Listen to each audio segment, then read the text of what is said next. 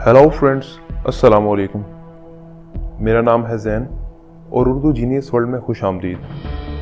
दोस्तों, आज मैं आपको नॉर्थ कोरिया के बारे में कुछ ऐसे हकाइक बताने जा रहा हूँ जिनके बारे में आप शायद पहले नहीं जानते होंगे और आप शायद इन बातों पर यकीन भी ना करें, लेकिन ये हकाइक सच हैं। दोस्तों, नॉर्थ कोरिया के बारे में आपने कभी ना कभी ज़रूर सुना होगा।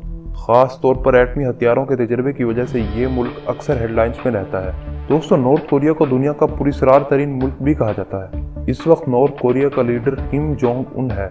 दोस्तों, इस 33 साल किम जोंग उन का खानदान कई दिहाइयों से नॉर्थ कोरिया पर हुकूमत करता आ रहा है। यहाँ तक कि किम जोंग उन का दादा किम इल संग, जो 8 जुलाई 1994 में 82 साल की उम्र में मर गया था, आज तक नॉर्थ कोरिया का प्रेसिडेंट बना हुआ है।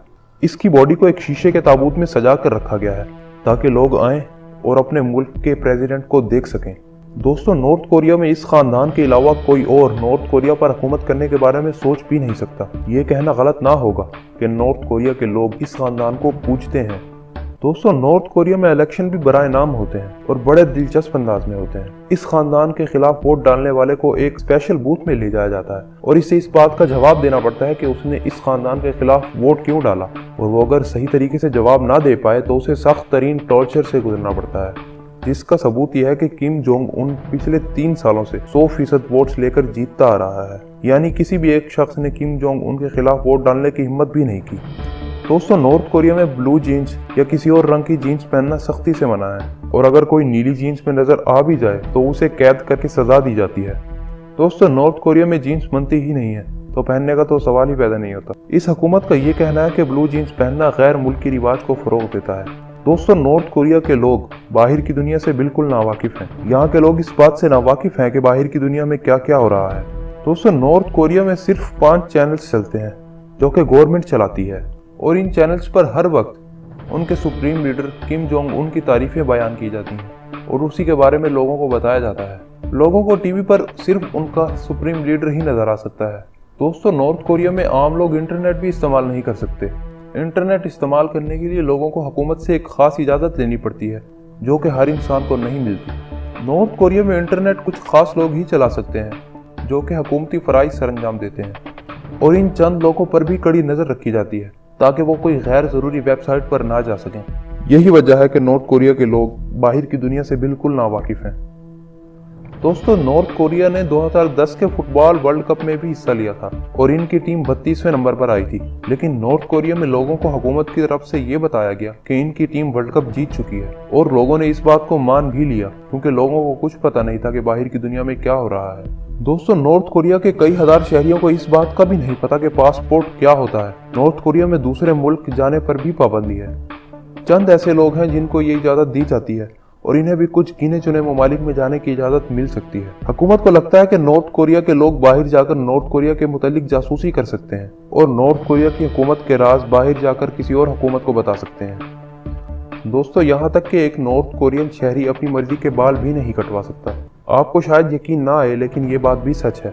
हुकूमत ने मर्द और औरतों के लिए बालों के कुछ खास डिजाइन रखे हुए हैं जिनके अलावा ये लोग किसी और डिजाइन के बाल नहीं रख सकते। खास तौर पर लंबे बाल रखना बिल्कुल रूल्स के खिलाफ है और जो हुकूमत ने कुछ डिजाइन मुकर्रर किए हैं वो आप देख सकते हैं कि वो सब तकरीबन एक जैसे ही लगते हैं। दोस्तों, मैं यहाँ आपको एक और नाकाबिले यकीन बात बताता चलूं कि किम जोंग उन का बाप किम जोंग इल, जिसकी मौत 2012 में हो गई थी, जो कि उस वक्त नॉर्थ कोरिया का सुप्रीम लीडर था। दोस्तों, इसकी मौत पर हर नॉर्थ कोरियन शहरी पर रोना लाजिम करार दे दिया गया था। हुकूमत ने कई जगह पर इवेंट्स मुनक्किद करवाए थे जहाँ पर लोगों का आना और रोना लाजिम था, नहीं तो इन्हें 6 महीने कैद बामुशक्कत की सजा मिलनी थी। इस वक्त नए मुकर्रर होने वाले लीडर पर तनकीद करने वाले को भी 6 महीने की कैद थी। दोस्तों, नॉर्थ कोरिया में बाहर की प्रोडक्ट्स भी अवेलेबल नहीं होती। यहाँ के लोगों को कोक, पेप्सी, KFC, मैकडोनल्ड्स जैसे बड़े ब्रांड्स वगैरह का भी नहीं पता। बाकी इंटरनेशनल ब्रांड्स तो दूर की बात है। यहाँ तक कि बर्गर और पिज़्ज़ा वगैरह भी नॉर्थ कोरिया में आसानी से ढूंढने से नहीं मिलते। लेकिन यहाँ कुछ रेस्टोरेंट ऐसे हैं जो ये चीज़ें बनाते हैं, लेकिन ये इतनी महंगी होती हैं कि एक आम शहरी इन चीज़ों को खा नहीं पाता। ये रेस्टोरेंट इन मुख्तलिफ ममालिक के सफ़ीरों के लिए होते हैं जो नॉर्थ कोरिया में मौजूद हैं। ये ज़्यादातर नॉर्थ कोरिया के कैपिटल सिटी में मौजूद हैं। इन सफ़ीरों के लिए कोक, पेप्सी और ऐसे गैर मुल्की अशिया एक खास स्टोर से मिल जाती हैं जो सिर्फ वही खरीद सकते हैं। दोस्तों, आप नॉर्थ कोरिया में किसी दूसरे मुल्क की फिल्म भी नहीं देख सकते, खास तौर पर साउथ कोरिया और अमेरिकन फिल्म्स। अगर आप नॉर्थ कोरिया में साउथ कोरिया की फिल्म देखते हुए पकड़े गए तो आपको सजाए मौत भी हो सकती है। यही हाल गानों का है। यहाँ की हुकूमत डिसाइड करती है कि लोग किस किस्म के गाने सुनेंगे। नॉर्थ कोरिया के लोग एक शहर से दूसरे शहर सफर भी नहीं कर सकते। यहाँ बहुत कम लोगों के पास गाड़ियाँ होती हैं।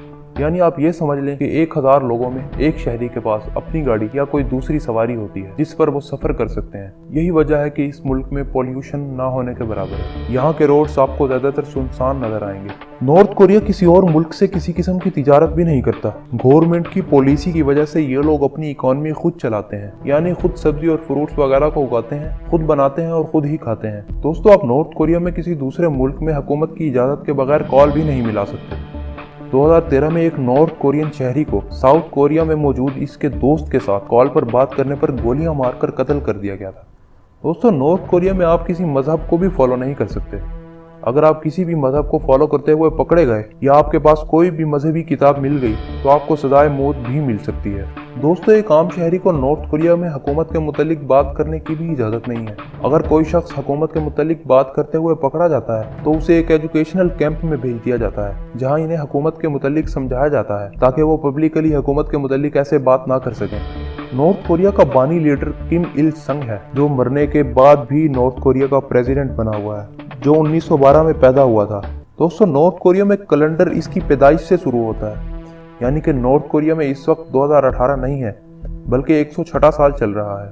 दोस्तों, नॉर्थ कोरिया में एक अजीब रूल ये भी है जिसे 3 जनरेशन पनिशमेंट रूल भी कहा जाता है। इसका मतलब यह है कि अगर कोई शख्स कोई जुर्म करता है तो इसकी सजा इसके साथ साथ इसके बाप और बच्चों को भी दी जाती है। अलबत्ता इनकी सजा कम होती है, लेकिन इन्हें ये सजा भुगतनी पड़ती है। कुछ लोगों के मुताबिक अब ये रूल खत्म हो चुका है। दोस्तों, आपको नॉर्थ कोरिया में इस खानदान के बाप दादा के स्टैचू तकरीबन हर किलोमीटर के बाद नजर आएंगे और अगर कोई इनकी बेहुरमती करता है तो इनको जेल में डाल दिया जाता है। इसके अलावा नॉर्थ कोरिया के लोगों को उनके इस वक्त के सुप्रीम लीडर यानी किम जोंग उन की शक्ल का बैज अपने कपड़ों पर लगाना लाजमी है।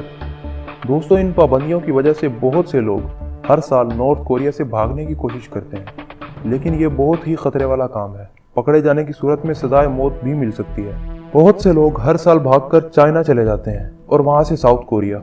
इन लोगों को एक भारी रकम बॉर्डर गार्ड्स को देनी पड़ती है, जहां से इनको इनका एक एजेंट चाइना ले जाता है। ज्यादातर लोग वहां से साउथ कोरिया भाग जाते हैं। दोस्तों, मैं आपको यहाँ एक और बात बताता चलूं कि नॉर्थ कोरिया की हुकूमत के मुताबिक वहाँ के लोग हुकूमत से बेपनाह मोहब्बत करते हैं और वो अपने इस हाल में खुश भी हैं। सच्चाई क्या है वो मैं नहीं जानता। इतनी सख्त तरीन पाबंदियों और टॉर्चर्स की वजह से नॉर्थ कोरिया को दुनिया का सबसे पुरस्कार तरीन मुल्क भी समझा जाता है और किम जोंग उन को दुनिया का पुरस्कार तरीन आदमी।